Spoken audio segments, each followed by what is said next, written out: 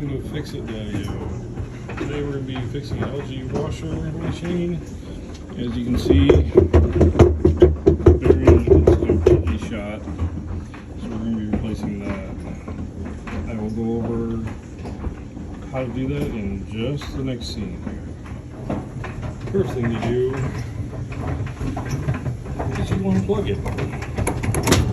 Ta-da! Second thing we do is take those off. Okay, we first take out these two little screws from the back. And after you remove the top, after taking those two screws out, the top just slides backwards, right off the back, which I set back there. And then we take this drawer out. That just pops right out like that. We're going to set that over here. And then there's a screw right here. And then there's two screws up here in front that gotta come out.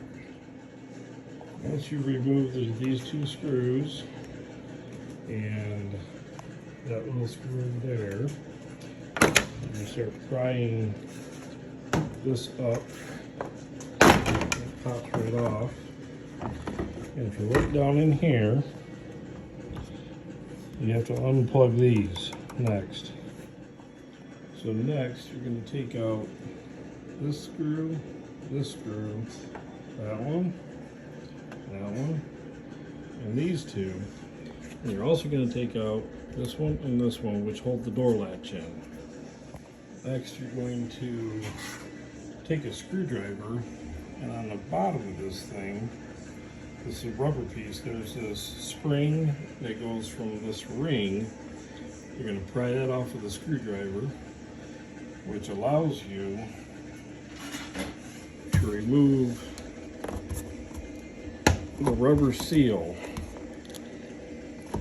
And the rubber seal comes off, just like that. Stuff that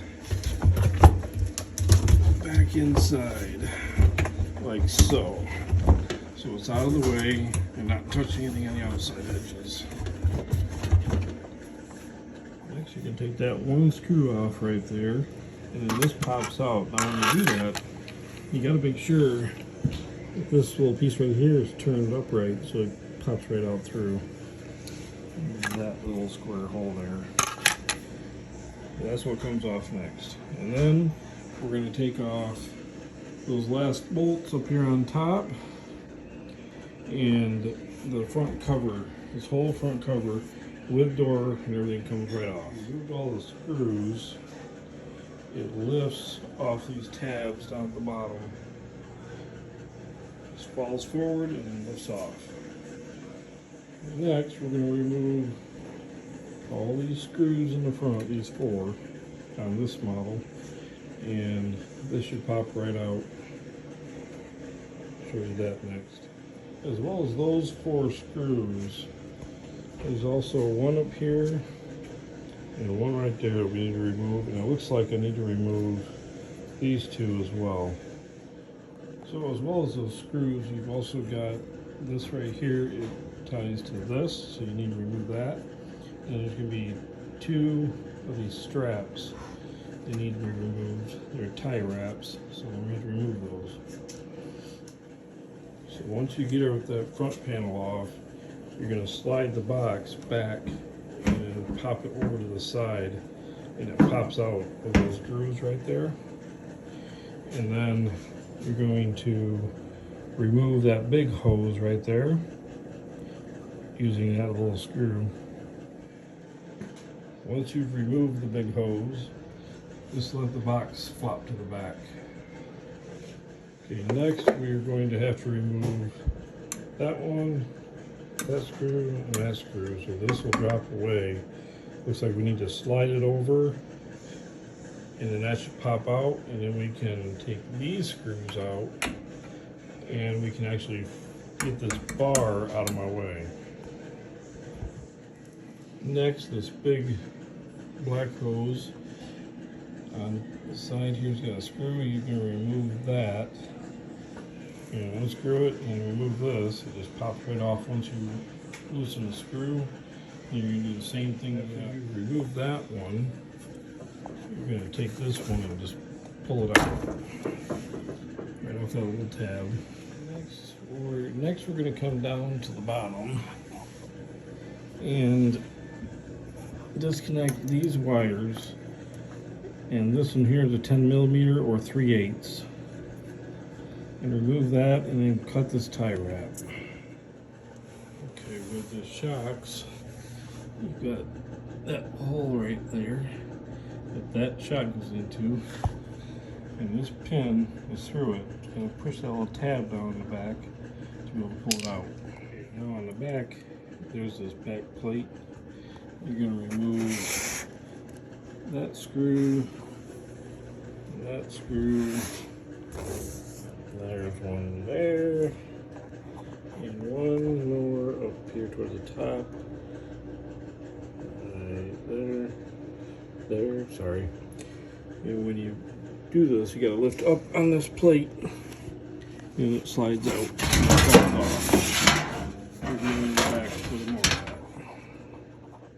Now we've got that panel cover off. The next thing we gotta do is unhook this shock. And then you pull this hose off of there. Oop. So that's the next thing we're going to be doing. So you have to remove the ground from that screw, and then unhook it after you unbag that. Make sure you hang on to your tie wrap here, because you're going to need it later to put that back together. What I have found with this blue one, a little itty-bitty screwdriver, pushing down on that tab helps you to be able to take that one apart. Next, we take the counterweights off. We're going to take these 4 bolts out, and these 4 bolts come out, and these pop off, and we'll set those aside. After you take the counterweights off, you then have to take your screwdriver and pop these little brackets here out so that you can get that spring off of there. You gotta do that on both sides.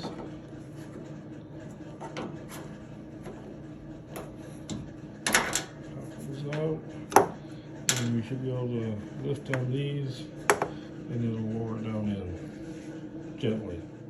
So we went ahead and I've taken that bolt out of the end of that and removed this.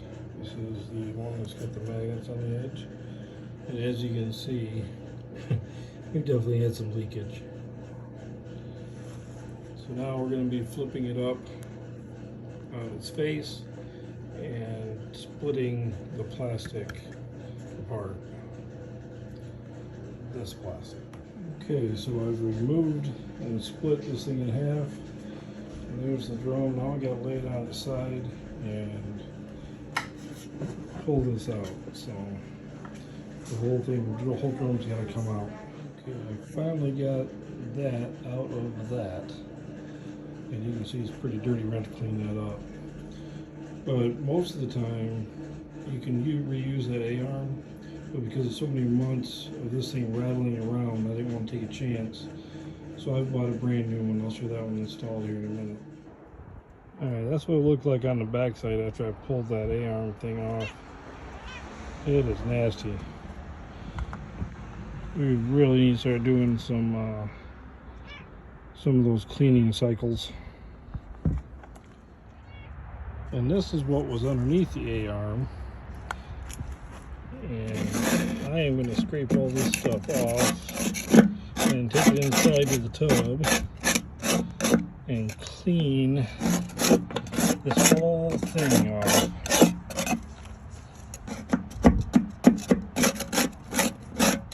That is crazy. Wow. Okay, so I put the bearings, the brand new ones, in the freezer. And that helps to make them shrink, and just enough to be able to pound them in fairly easily. And then I used the old bearing over the top and then pounded it down on that bearing, but I put paper towels in between to help keep it from scarring or anything. And you can see it is just below the lip like it should be. Next step we're going to be starting to do is the A-arm. I went ahead and bought a brand new one. I wasn't sure what the shaft would look like on the old one, so I went ahead and got a brand new one. That way I knew for sure that it would be perfect. And as soon as I get that bolted in, then I can go ahead and put that over the top of it and get it seated and get the put back on that part here in a minute. The motor, I'll probably put the motor on first and then pound the thing through. Okay, so I put the bolts back in for that. Now we're going to go ahead and put the bolts back in for this, the motor. Alright, so I push this over the top of the trigger barrel. And spin looking straight through, and then I put the motor housing back on and the windings, and I got the bolt back in and tight. Alright, so I just pulled the old gasket out and replaced it with a brand new one, as you can see. Brand spanking new. Okay, next part's going to be putting this back over top of that. I spent a lot of time this afternoon cleaning the outside of this, and the inside of that, and the inside of that. It took me all afternoon just to get those clean. They were so caked full of stuff, it was unreal. So now we've got this back together. The next part is going to be, I'm going to have to replace these shocks. There's one here, one there, and one in the back. You don't have to replace them, but I'm replacing them because my bearing got so bad it was jumping all over the place. So I'm trying to prevent later on having to replace them. Okay, she's back in there. When you do this, you set it down on the floor in there first. Then you grab onto your springs. You hook it into that eye, hook it into that eye, and then with quite a bit of lifting power, you lift it up and you stick it into there and into there. And then you take these clips so it doesn't fall out, and you put those clips back in there so that it does not have the ability to pop back up. Okay, once you have it in there and on the springs, then you put the counterbalances back on. Gray goes on top. Okay, after you get those on, the black one actually goes on top, not the gray. The gray one goes on the bottom. After you get those on, you're going to want to hook back up this hose to the pump. You have to make sure you get it all the way on, because if you don't, you can flood pretty bad and get water everywhere. And then you're going to start hooking up your heater element. So there it is, all hooked up the way it was. Make sure you put this tie wrap on right here to that hole, so that when your washer starts moving around, the connections aren't moving, the wire moves with the drum. Okay, after we get the motor harness or the heater done, then we do the shocks. So you put those back in, that one, and the one on this side is that one. You get those in, and then we move to the back side. And now back here, we've got to get the motor connections put back under the plastic and then tie wrap off. And we've got to get this hose put on right in there, and then this shock goes in. I would prefer, personally, I like to do the motor harness first. Gives you more room if this isn't in the way. And then do your hose and then do your shock. Once they're connected, make sure that you put the plastic back over. You don't want any water getting those. Okay, that's connected back in. The hose is back on.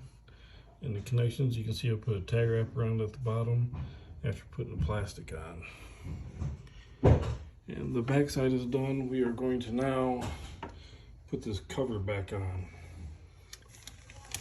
Once you've got the harness hooked up and the tie wrap is around the bag, you're also going to want to tie wrap it to this little trough thing here to keep that secure, so as this thing's moving around, it's not pulling it apart. And don't forget to put your ground on. And then the hose, and now we can put the back on, which is 4 screws. Another thing back here I wanted to point out real quick is when you're putting this back in, it goes up in here first. So you push it up and then push it back in and then drop it down into these other slots. Now we're going to start in the front. Okay, starting at the top now, first thing I like to do is get this one right out of the way. Stick it right on there, get it all the way down as far as you can go. That way that's finished. Then you've also got, if you look down in here, don't forget to put that mushroom back on here. The next thing I'm going to have to do is get this back in place. This needs to come back here, like so. First, we're going to get that dispenser hose back here. This one. We get this put back in place as well. So, anyways, we're probably gonna. Okay, the next step was to put this black hose back on.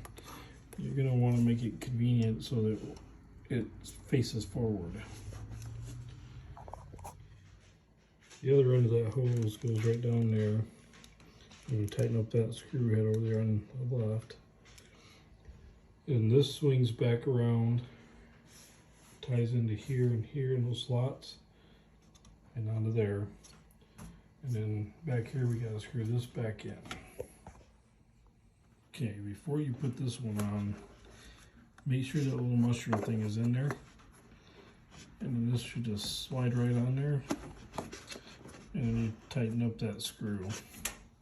When you're putting your dispenser in, it goes into that little slot right there in front and then slides forward, giving you a little bit of a gap here. Alright, before you put this back on, double check. As you can see, I got some residue left you have to get off of there, but make sure that this is clean all the way across before you put it in. And when you do put it in, that little notch right there goes in the dual top slot on both sides. It has one.